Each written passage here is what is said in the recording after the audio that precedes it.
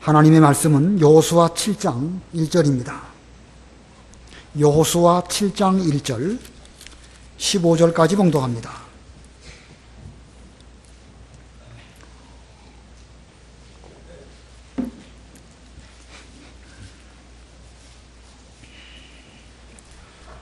여호수아 7장 1절 이스라엘 자손이 진멸할 것에 대해 죄를 지었으니 유다 지파 세라의 증손이며 삽디의 손자이고 갈미의 아들인 아간이 진멸할 것을 취하였으므로 여호와께서 이스라엘 자손에게 진노하셨다. 여호수아가 여리고에서 사람들을 베델 동쪽 베다웬 근처에 있는 아이로 보내며 말하기를 너희는 올라가 그 땅을 정탐하여라 하므로 그들이 올라가 아이를 정탐하고 여호수아에게 돌아와서 말하기를 백성을 다 올라가게 하지 마십시오. 2-3천 명만 올라가서 아이를 치게 하십시오. 그들은 얼마 되지 않으니 모든 백성을 그곳으로 보내 고생시키지 마십시오 라고 하였다. 백성 가운데서 3,000명 정도가 그곳으로 올라갔다가 아이 사람들 앞에서 도망하니 아이 사람들이 그들 가운데서 약 36명을 죽였는데 성문 앞에서부터 스바림까지 쫓아가 비탈에서 그들을 죽였으므로 백성의 마음이 녹아 물같이 되었다. 여호수아가 자기 옷을 찢고 이스라엘 장로들과 함께 여호와의 궤 앞에서 얼굴을 땅에 대고 엎드려서 머리에 티끌을 뒤집어 쓰고 저녁 때까지 있다가 말하기를 오 주 여호와시여 어찌하여 주께서는 이 백성이 요단을 건너게 하시고 우리를 아모리 사람의 손에 넘겨주어 멸망시키려 하십니까? 우리가 요단 저편을 만족하게 여겨 거기에서 살았으면 좋을 뻔했습니다. 오 주님, 이스라엘이 자신의 원수들 앞에서 등을 돌렸으니 제가 무슨 말을 할 수 있겠습니까? 가나안 사람과 그 땅의 모든 거민이 이것을 듣고 우리를 대적하여 둘러싸고 우리의 이름을 이 땅에서 끊으려 할 것인데 주께서는 주님의 크신 이름을 위하여 어떻게 하시겠습니까? 라고 하였다. 여호와께서 여호수아에게 말씀하셨다. 일어나라. 어찌하여 내가 이렇게 엎드려 있느냐? 이스라엘이 죄를 범하였다. 내가 그들에게 명령한 나의 언약을 어겼고 진멸할 것을 취하여 도둑질을 하였으며 속였고 심지어 그것들을 자기들의 물건 가운데 두었다. 그러므로 이스라엘 자손이 그들의 원수 앞에서 대항할 수 없었고 그들의 원수 앞에서 등을 돌려야 했으니 이는 그들 스스로 진멸할 것이 되었기 때문이다. 너희가 그 진멸할 것을 너희 가운데서 멸하지 않으면 내가 다시는 너희와 함께하지 않을 것이다. 너는 일어나 백성을 거룩하게 하고 그들에게 말하기를 너희는 내 일을 위하여 스스로를 거룩하게 하여라. 여호와 이스라엘의 하나님께서 이같이 말씀하신다. 이스라엘아, 너희 가운데 진멸할 것이 있으니 그 진멸할 것을 너희 가운데서 제거하기 전에는 너희가 너희 원수 앞에서 대항할 수 없을 것이다. 너희는 아침에 너희 지파별로 가까이 나와라. 여호와께 뽑히는 지파는 그 족속별로 가까이 나오고 여호와께 뽑히는 족속은 그 가족별로 가까이 나오며 여호와께 뽑히는 가족은 그 남자대로 가까이 나와라. 진멸할 것 때문에 뽑힌 사람과 그에게 속한 모든 것을 불태워야 할 것이니 이는 그가 여호와의 언약을 어기고 이스라엘 가운데서 어리석은 짓을 했기 때문이다 라고 하여라. 거기까지 봉독하겠습니다. 오늘 본문의 내용은 아간이라고 하는 한 사람의 범죄가 얼마나 큰 영향을 미쳤는가 하는 내용입니다. 그래서 오늘 제목은 한 사람의 범죄입니다. 제목 자체가 중요한 의미를 담고 있습니다. 우리 주일학교 학생들에게 가르칠 때에도 한 교회에서나 한 가정에서 한 사람의 범죄가 얼마나 지대한 영향을 미치는가. 그러므로 내게 있는 작은 죄 하나를 소홀히 여기지 말고 낱낱이 찾아서 그것을 회개해야 하나님이 우리와 함께 하시고 또 우리로 이 가나안 땅 점령하는 이 일을 성공적으로 하게 해주실 것을 잘 가르쳐야 할 것입니다. 한 사람의 범죄, 이 제목에서부터 우리가 중요한 교훈을 잘 가르쳐야 할 것입니다. 우리가 지난 시간에 6장에서 뭘 배웠냐면 이스라엘 백성들은 이 가나안 땅의 첫 성인 여리고를 하나님의 명령에 철저하게 순종함으로 성이 무너져 내렸고 완전히 정복한 내용을 배웠습니다. 하루에 한 바퀴씩 엿새 동안 언약궤를 중심으로 돌았고, 일곱째 날에는 아침 일찍부터 그 성을 돌기 시작해서 7번 돌았습니다.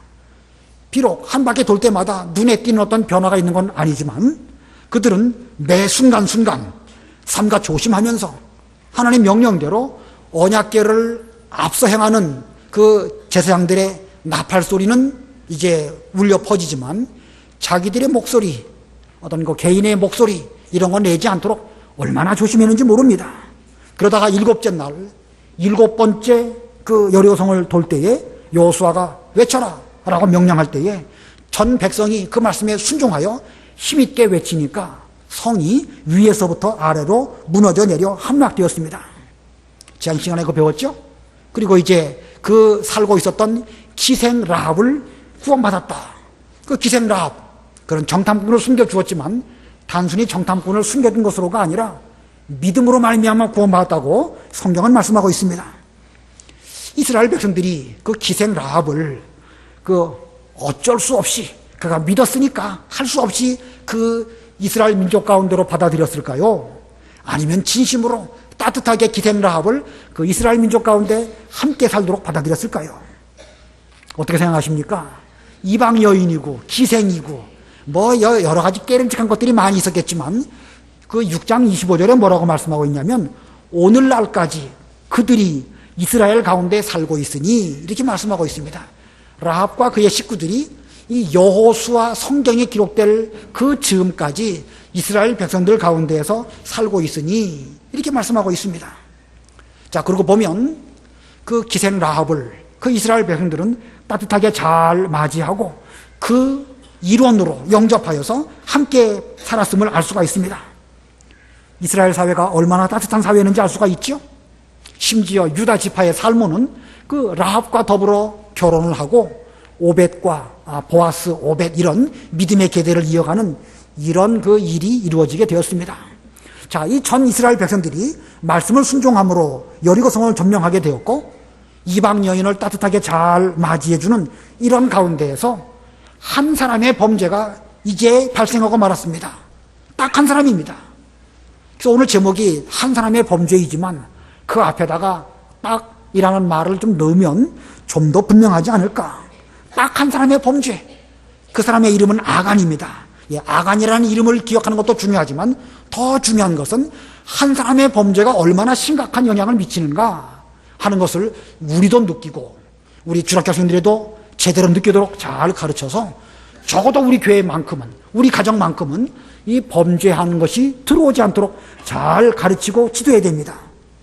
자, 아간이라는 이름 기억하는 거 중요합니다. 그러나 오늘 핵심은 한 사람의 범죄, 딱 한 사람의 범죄가 얼마나 심각한 것인가, 이게 중요합니다. 자, 전 이스라엘이 순종을 잘했고 사회적으로 라합을 잘 영접하는 그런 좋은 분위기라 할지라도 한 사람의 범죄가 들어오게 되면 그 결과가 심각하다. 그래서 오늘 이 본문의 그 흐름은 첫 번째는 아간의 범죄와 그 결과, 첫 번째 대지고요. 두 번째는 여호수아의 기도, 그리고 세 번째는 하나님의 응답, 이렇게 대지를 가지고 말씀을 전하겠습니다. 자, 첫 번째 대지, 아간의 범죄와 그 결과. 아간의 범죄와 그 결과. 1절을 읽어보세요. 1절. 이스라엘 자손이 진멸할 것에 대해 죄를 지었으니 유다 지파 세라의 증손이며 삽디의 손자이고 갈미의 아들인 아간이 진멸할 것을 취하였으므로 여호와께서 이스라엘 자손에게 진노하셨다. 예, 여기 아간의 범죄의 내용은 여리고 성에 진멸할 것을 취한 것입니다. 진멸할 것을 취했다. 지난 시간에 배운 것처럼 진멸이라는 뜻은 바친다는 뜻도 되고 완전히 없애버린다는 뜻도 됩니다. 이 여리고성, 가나안 땅의 첫 성, 우리로 말하면 하나님께서 우리에게 주신 가장 으뜸인 것, 먼저인 것, 11조, 그거와 거기에 해당되는 것인데, 하나님께 드려야 할 첫 것을 아간이 그 자기 것으로 취한 것, 이것이 그에게 큰 죄가 된 것입니다. 근데 1절에 보면 이 아간 한 사람의 범죄에 대해서 성경 1절에는 이스라엘 자손이 진멸할 것에 대하여 죄를 지었으니, 자, 한 사람의 범죄를 성경은 이스라엘 자손의 범죄로 간주하고 있습니다. 그리고 1절 끝에는 하나님 여호와께서 이스라엘 자손에게 진노하셨다. 하나님의 진노는 아간이라고 하는 어떤 한 사람에게만 임하는 것이 아니고 전 이스라엘에게 임하셨다, 이렇게 말씀하고 있습니다. 물론 문맥으로 볼 때 뒤에 가면 아간이라고 하는 사람, 아골 골짜기에서 돌로 쳐 죽이고 그가 진멸하지 아니하였던 모든 것들은 다 진멸하게 됩니다. 아간은 아간대로 그 화를 받게 되지만 하나님의 죄에 대한 진노가 하나님으로 말미암아 이스라엘 자손에게 임했다라는 것이 우리에게 중요한 교훈을 주는 것입니다. 우리의 구원은 자기 믿음으로 자기가 구원받는 것입니다. 우리가 벌을 받는 것도 자기 죄에 대해서 자기가 벌을 받을 수밖에 없는 것이 성경 원리입니다. 그러나 그것은 나중에 심판대 앞에 갔을 때의 이야기이고, 이 지상에 머무는 동안에는 한 사람의 범죄가 단지 그 사람에게로만 그치는 것이 아닙니다. 그 죄는 다른 사람에게 영향을 미치게 되는 것이고 공동 책임, 연대 책임이 있게 되는 것입니다. 그래서 우리 교회에 어떤 한 죄가 들어온다. 물론 그 당사자는 그 죄에 대한 책임을 하나님 앞에 질 수밖에 없습니다. 그러나 그런 죄가 우리 교회에 들어오게 되도록 교회의 분위기, 교회의 여러 가지 여건 그냥 방치하고 놔둔다고 하면 그 연대 책임이 우리 모두에게 있습니다. 그러므로 우리는 우리 가운데 죄가 들어오지 못하도록 눈에 불을 켜고 우리의 눈과 입과 모든 면에 파수꾼을 세워가지고 하나님의 교회가 거룩이 훼손되지 않도록 항상 조심하는 이런 우리들이 되어야 됩니다.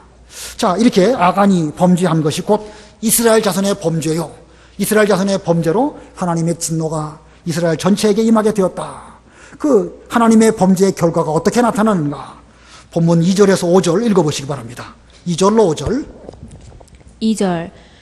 여호수아가 여리고에서 사람들을 베델 동쪽 베다웬 근처에 있는 아이로 보내며 말하기를 너희는 올라가 그 땅을 정탐하여라 하므로 그들이 올라가 아이를 정탐하고 여호수아에게 돌아와서 말하기를 백성을 다 올라가게 하지 마십시오. 2-3천 명만 올라가서 아이를 치게 하십시오. 그들은 얼마 되지 않으니 모든 백성을 그곳으로 보내 고생시키지 마십시오라고 하였다. 백성 가운데서 3,000명 정도가 그곳으로 올라갔다가 아이 사람들 앞에서 도망하니 아이 사람들이 그들 가운데서 약 36명을 죽였는데 성문 앞에서부터 스바림까지 쫓아가 비탈에서 그들을 죽였으므로 백성의 마음이 녹아 물같이 되었다. 아간의 범죄가 있었지만 아직 이스라엘 백성들은 자기들 가운데 범죄한 일이 있는지 모르고 있습니다. 그때 여호수아가 정탐꾼을 보내면서 아이성을 잘 정탐하고 와라, 이렇게 명령을 했고 그들은 올라가서 정탐하라고 돌아왔습니다. 돌아와서 말하기를 아이라고 하는 그 성은 작은 성이니까 전 백성이 다 올라갈 필요가 없고 한 2-3천 명만 올라가도 충분히 우리 힘으로 그 성을 점령할 수 있을 것입니다, 이렇게 보고를 했습니다. 여호수아는 이 보고를 듣고 특별한 생각 없이 그렇게 하도록 했습니다. 그렇게 한 것이 상식에 맞는 일이기 때문에 그렇게 한 것입니다. 근데 결과가 어떻게 되었죠? 3천 명이 올라갔는데 아이 사람들이 성문에서부터 냅다 쫓아오니까 불이 났게 도망가다가 36명이 그 죽임을 당하게 되었습니다. 그리고 백성들의 마음이 녹아가지고 물처럼 되었다. 도망갈 때에 빨리 다름질하는 사람도 있었겠지만 달리지 못하는 그런 사람들, 싸움 잘 못하는 사람들 36명이 이렇게 죽고 말았습니다. 자, 이 아간의 범죄가 지금 이렇게 나타나고 있는 것입니다. 지금 그들 가운데 죄가 있는지 없는지 모르는 가운데 있었는데 하나님께서는 그들의 심령을 어둡게 하신 것입니다. 그래서 여호수아도 이 아이성을 정탐할 때에 하나님께 기도로 여쭤보고 하나님의 응답을 가지고 뭘 했다든지, 또 3,000명을 올려보낼까 2,000명을 올려보낼까 어떻게 하면 좋을까, 단순히 정탐 보고만 가지고 할 것이 아니라 하나님께 좀 여쭤보고 해야 되는데 여호수아마저도 방심하고 심령이 어두워졌습니다. 정탐꾼들의 그 보고도 사실은 그만큼 어두워졌고 마음이 방심한 것이고 백성들 역시도 마찬가지입니다. 자, 여리고성 전투 때에는 이스라엘 백성들이 얼마나 정신을 바짝 차렸는지 우리는 잘 알고 있습니다. 언약궤 중심으로 성을 돌 때에 오직 나팔 소리만 들렸고 백성들은 소리 내지 않으려고 아주 입단속 조심조심했고 아마 발소리도 처벅처벅 내지 않으려고 조심조심 그 뒤를 따라갔을 것입니다. 처음부터 마지막 일곱째 날 일곱째 박이 돌 때까지 그들은 얼마나 조심했는지 우리는 잘 알 수 있습니다. 그러나 이 아이성 전투 때에는 완전히 달라졌습니다. 위로는 여호수아부터 또 정탐꾼 또 백성들 죽은 36명 그들까지도 아마 부주의하고 방심하다가 이와 같은 일을 만나게 된 것입니다. 그 원인이 어디에 있습니까? 그 원인이 어디에 있습니까? 아간의 범죄에 있는 거예요. 물론 여호수아가 기도하지 않고 정탐꾼이 제대로 정탐을 못하고 또 다른 박질하는데 평소에 훈련을 잘 못 받아가지고 빨리 냅다 도망가지 못했기 때문에 죽는 일이 있었지만 그 부분적으로 볼 때는 자기의 책임으로 돌릴 수밖에 없지만 전체적인 면으로 본다고 하면 이 아간의 범죄로 인하여 하나님의 진노가 내려오게 되었고 하나님은 그들로 하여금 혼미한 가운데 두셨고 혼미한 가운데 있었기 때문에 결국 아이성 전투에서 패하고 말았습니다. 그래서 이 아간의 범죄의 결과를 두 가지로 말씀드리자고 하면 첫 번째는요, 전 이스라엘이 어두워져서 방심하게 되었고 두 번째로는 아이성 전투에서 패하게 된 것입니다. 자, 아간의 범죄의 결과 첫 번째가 뭐라고요? 전 이스라엘이 심령이 어두워진 거예요. 그리고 방심하게 된 것입니다. 그리고 두 번째는 아이성 전투에서 패하고 말았습니다.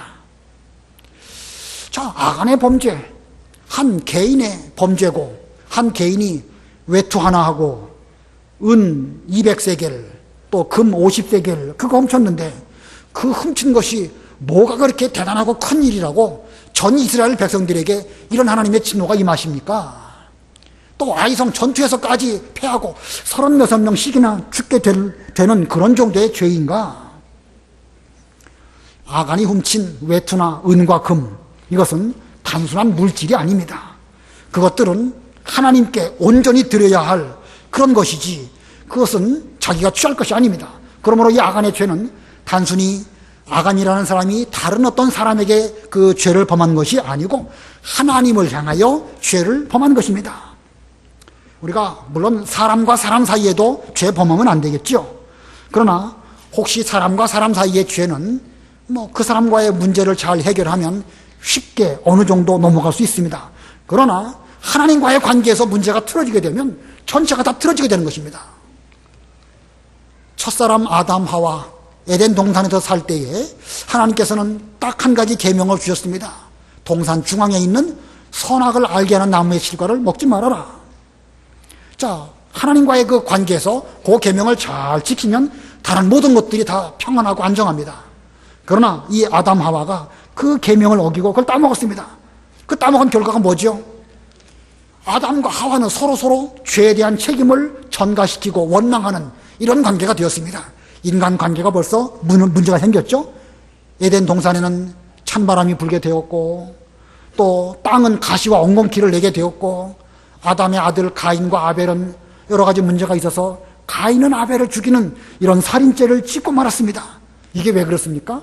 아담이라는 한 인격체가 하나님과의 관계에서부터 문제가 생기니까 여러 가지 다른 것들이 다 문제가 되는 거예요.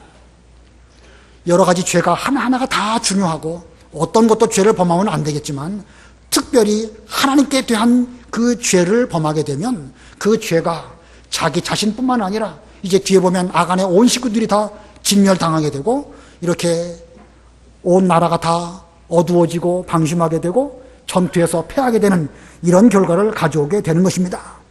자, 인간과 인간 사이 이것은 단편적인 어떤 죄라고 할 수 있겠지만 하나님과 나 사이 이것은 전체적인 이런 그 영향을 미치는 이런 것인 줄 알고 우리는 오늘날 하나님과 나 사이의 그 문제가 먼저 정립되도록 정신을 바짝 차리는 그런 우리가 되어야 되겠습니다. 그다음에 두 번째 대지 여호수아의 기도입니다. 여호수아의 기도. 아간이라고 하는 한 사람의 문제를 놓고 이런 큰 문제가 생겼기 때문에 여호수아는 하나님께 기도를 드렸습니다. 자, 아직 아간의 범죄 사실이 드러나지 않은 가운데 있어요. 다만 아이성 전투에서 패하고 36명이 죽는 이런 것만 이제 드러났습니다. 자, 이때 어떻게 될 것인가? 여호수아도 자신도 이스라엘 백성의 일원으로 여기고 자신에게 모든 문제가 있음을 깨닫고 하나님 앞에서 엎드려 기도했습니다. 본문 6절 읽어보세요. 6절 여호수아가 자기 옷을 찢고 이스라엘 장로들과 함께 여호와의 궤 앞에서 얼굴을 땅에 대고 엎드려서 머리에 티끌을 뒤집어 쓰고 저녁 때까지 있다가 예, 여호수아가 자기 옷을 찢고 자기가 먼저 회개한 것입니다. 가만히 생각해보면 자기에게도 회개할 것이 분명히 있습니다. 자기 옷을 찢고 이스라엘 장로들과 함께, 장로 역시도 이스라엘의 지도자들이니까 함께 하나님께 회개의 기도를 했습니다. 여호와의 궤 앞에서 얼굴을 땅에 대고 엎드렸다. 회개는 사람 앞에 하는 것이 아니라 하나님 앞에 회개하는 것이니까 여호와의 궤 앞에서 이렇게 회개했습니다. 머리에 티끌을 뒤집어 쓰고, 죄인입니다. 죄인의 모습을 하면서 저녁 때까지 있다가 오랜 기간 동안 무슨 일 때문에 그럴까? 하나님께서 왜 우리에게 이런 일을 만나게 하셨을까? 오랜 시간 회개의 자리에 있었습니다. 자, 지금 여호수아는요, 이 사태의 책임을 자기가 지는 가운데에서 하나님 앞에서 자기 옷을 찢고 회개하고 있습니다. 이 여호수아의 이와 같은 기도의 모습을 보면서 우리는 예수님의 기도의 모습이 머릿속에 떠오릅니다. 비록 죄는 아간이 지었지만 그 죄에 대한 책임을 예수님께서 십자가를 앞에 놓으시고 하나님께 기도하심으로 우리의 모든 죄를 다 용서해 주시는 그와 같은 모습. 물론 십자가 앞에서도 기도하셨고 오늘날은 하나님 보좌 우편에서 우리를 위하여 간구하시는 그러한 예수님의 모습. 여호수아라는 이름이 곧 예수라는 이름이고 구원자라는 이름 아닙니까? 자, 이런 여호수아의 모습이 바로 예수님의 모습이고 오늘날 우리들도 여호수아와 같은 그런 마음가짐으로 우리에게 있는 죄를 내 죄로 여기고 내 책임으로 여기면서 이렇게 기도를 하면 하나님께서는 이 이스라엘 백성들이 당면한 이 문제를 해결할 수 있는 길로 인도해 주시는 것처럼 오늘날도 그렇게 해 주실 것입니다. 자, 여호수아 입장에서는요, 이 사태에 대한 책임을 얼마든지 다른 사람에게 말할 수도 있습니다. 정탐꾼들이 똑바로 정탐하지 못해가지고 한 5,000명 보냈으면 문제가 없을 것인데 3,000명 밖에 못 보낸 거 아니겠느냐? 좀 정탐을 좀 똑바로 하지. 이렇게 말할 수도 있을 것입니다. 3,000명이 가서 전투하다가 밀려서 왔는데 그 지도자에게 가서 싸울 때에 죽기 살기로 싸우지. 그 흐리멍텅하게 싸우니까 그 패전해가지고 뒤로 몰려온 거 아니겠느냐? 얼마든지 이렇게 말할 수 있습니다. 그러나 그는 이스라엘의 지도자로서 그렇게 말하지 않았습니다.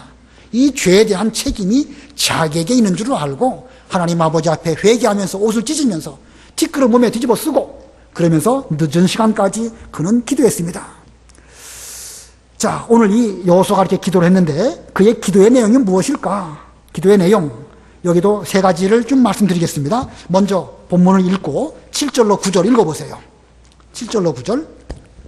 7절 말하기를 오 주 여호와시여 어찌하여 주께서는 이 백성이 요단을 건너게 하시고 우리를 아모리 사람의 손에 넘겨주어 멸망시키려 하십니까?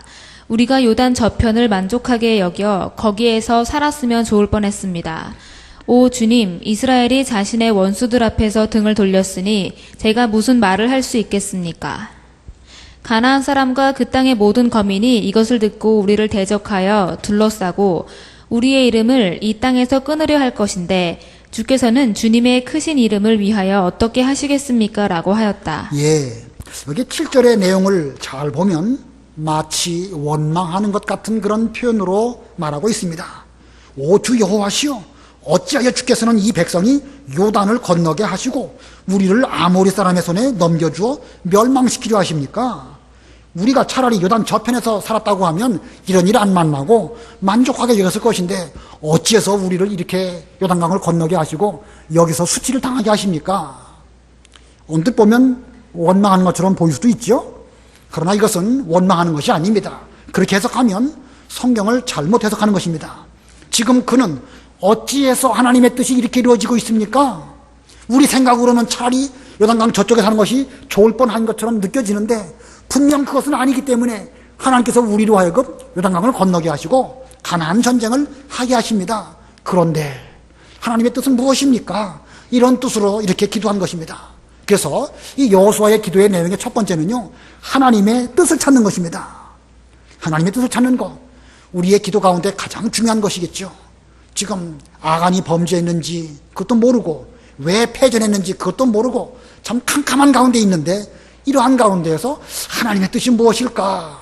여호수아는 회개하는 가운데 이렇게 기도를 드렸습니다. 그러면서 그 두 번째로는요, 죄의 책임을 자기가 지면서 기도했습니다.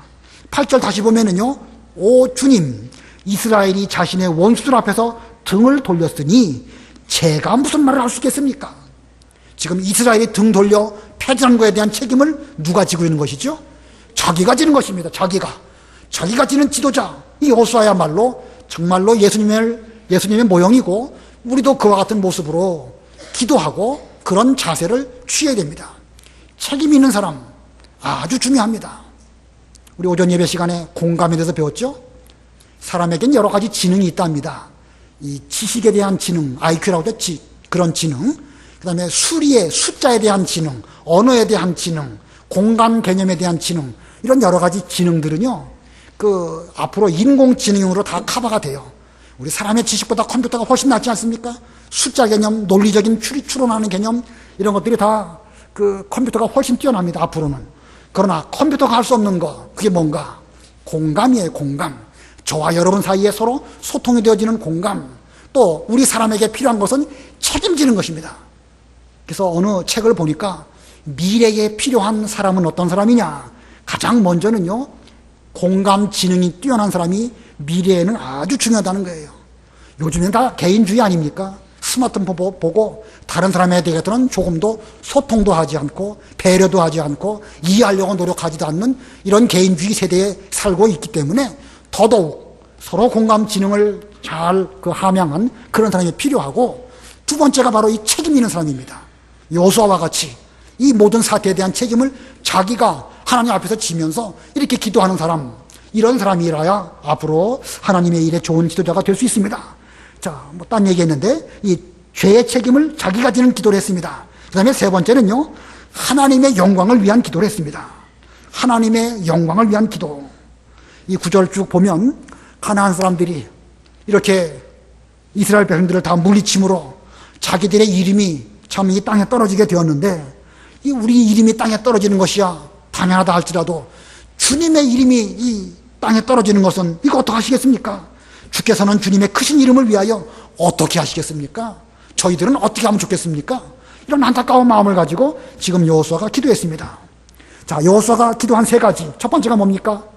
하나님의 뜻을 찾는 기도. 두 번째는 죄의 책임을 자기가 지는 기도. 세 번째는 하나님의 영광을 위한 기도. 너무 이 소지가 많지요? 한 가지만 기억하면 좋겠습니다. 하나님의 뜻을 찾는 기도입니다. 우리 학생들에게 가르칠 때에도 세 가지 대체 다 가르치면 다 기억 못합니다. 한 가지, 우리의 기도의 목적은 하나님의 뜻이 무엇입니까? 하나님의 영광이 지금 이렇게 될 수밖에 없는 형편이 되었지만 하나님의 뜻은 우리가 알지 못하는 뜻이 계실 줄 믿습니다. 그 뜻을 일깨워 주십시오. 이렇게 여호수아가 기도했습니다.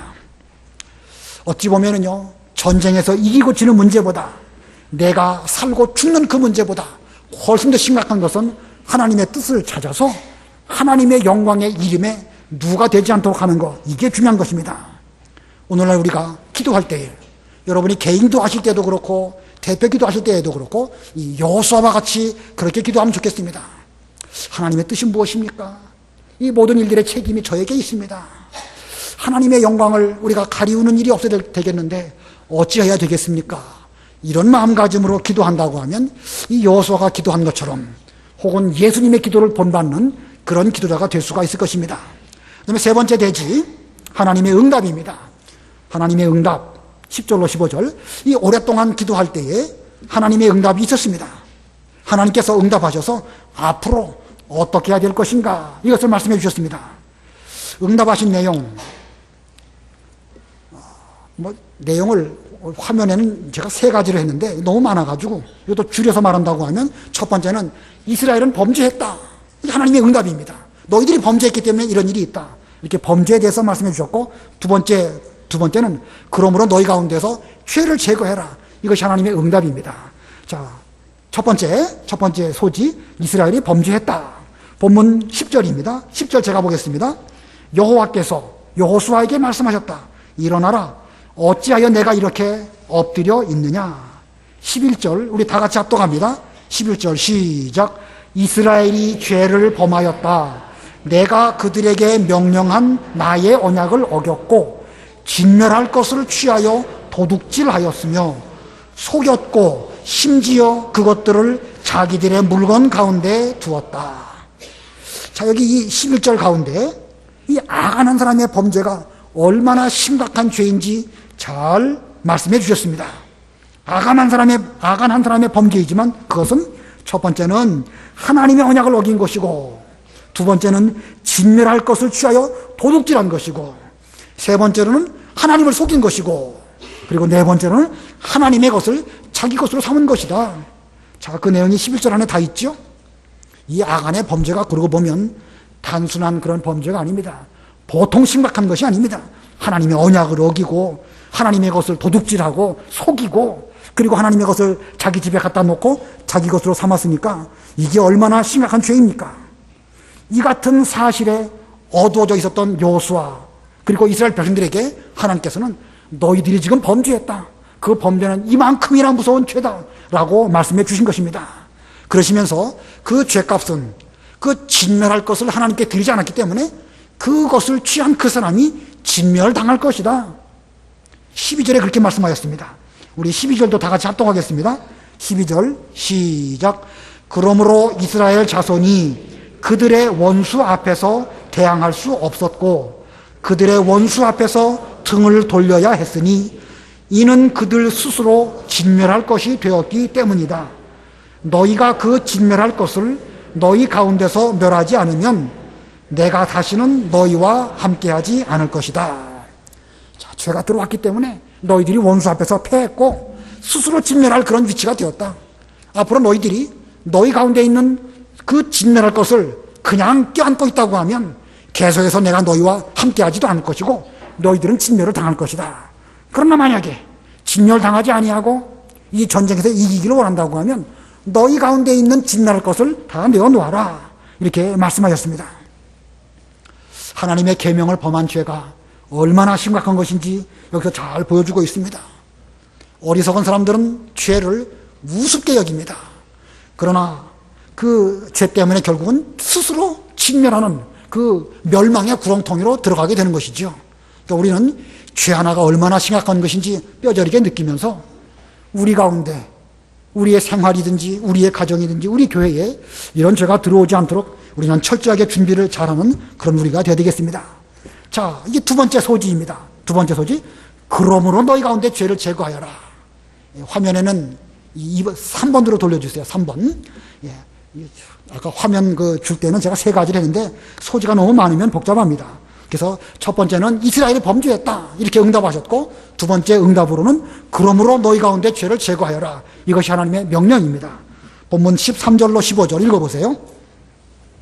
13절. 너는 일어나 백성을 거룩하게 하고 그들에게 말하기를 너희는 내일을 위하여 스스로를 거룩게 하여라. 여호와 이스라엘의 하나님께서 이같이 말씀하신다. 이스라엘아, 너희 가운데 진멸할 것이 있으니 그 진멸할 것을 너희 가운데서 제거하기 전에는 너희가 너희 원수 앞에서 대항할 수 없을 것이다. 너희는 아침에 너희 지파별로 가까이 나와라. 여호와께서 뽑히는 지파는 그 족속별로 가까이 나오고 여호와께 뽑히는 족속은 그 가족별로 가까이 나오며 여호와께 뽑히는 가족은 그 남자대로 가까이 나와라.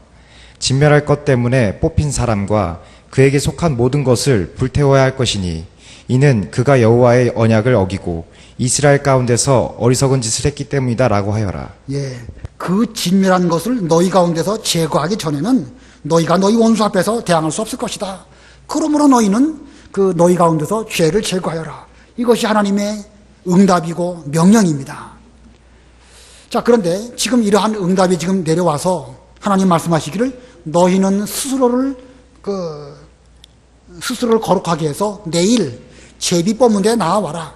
지파별로 나오고 집안별로 나오고 또 그 집안의 남자별로 나오고 나온 그 사람 뽑힌 사람은 그 스스로 진멸할 것을 취한 사람이기 때문에 그는 진멸을 당하게 될 것이다. 이렇게 말씀하고 있습니다.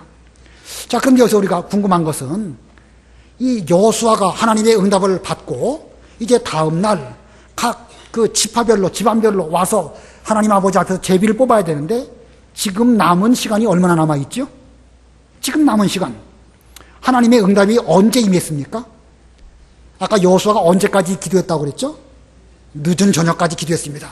늦게까지 기도했다가 이제 기도를 드리니까 하나님이 응답하셨습니다. 그리고 내일 스스로 정결케 해서 하나님 앞에 나와서 제비를 뽑아라. 제비 뽑은 그 사람 하나님 앞에 나올리니까 정결한 가운데서 나가야 되지 않겠습니까? 그리고 이제 제비를 뽑다 보면 그 중에 어떤 사람이 죄인인지 드러나게 될 것입니다. 시간이 얼마 남았죠? 그 정도, 그죠? 하룻밤 남은 거예요, 하룻밤. 저녁 때가 몇 시인지는 모르겠지만, 저녁 6시나 7시쯤에 그 응답이 왔다고 하면, 이제 12시간 남은 거예요. 우리 우집사님 계산이 정확하십니다. 아침 6시부터라고 치면, 이제 하룻밤 12시간 남은 거예요. 그 기간 안에, 이 아간이라는 사람은 하나님의 기도의 응답이 이렇게 나왔고, 모든 남자들은 다음날 아침에 와서 제비를 뽑아야 한다라는 사실 통지를 받았을까요? 못 받았을까요? 받았죠. 받았습니다. 다음날 그 제비 뽑으려면 정결케 하고 와서 제비를 뽑아라. 다 통지가 가지 않겠습니까? 그럼 아간은 내일 내가 제비를 뽑으면 나에게 당첨될 것이다. 알았을까요? 몰랐을까요? 이거 참, 딱 알았다, 몰랐다 이렇게 말하기는 어렵지만 아직까지 그 사람은 어두운 가운데 있는 거예요. 괜찮겠거니. 그까짓 거 가지고 무슨 나라가 무슨 전쟁에서 지고 이렇게 죄를 우습게 여긴 거고 보통으로 여긴 것입니다. 나름대로 그는 정결케 하고 그날 밤 그냥 편안하게 잤는지 걱정스럽게 잤는지 모르겠지만 다음날 나갔다가 제비 뽑혀가지고 그렇게 죽임을 당하게 된 것입니다. 자, 이 말씀을 왜 드리느냐. 오늘날 우리가 하나님 앞에 범죄했다고 했을 때에 우리에게 주어진 기간이 얼마 동안일까? 요 기간이라도 먼저 가서 여호수아에게 차복하면서 제가 여차여차해서 이렇게 물건을 숨겼습니다. 제 죄 때문에 나라가 이렇게 되었습니다. 이렇게 회개한다고 하면 적어도 돌에 맞아 죽는 데까지는 가지 않지 않았을까? 이렇게 생각이 듭니다. 마찬가지로 우리에게도 그만큼 많은 시간이 있는 건 아닙니다. 언제 우리를 갑자기 취하여 가실지 알 수 없습니다.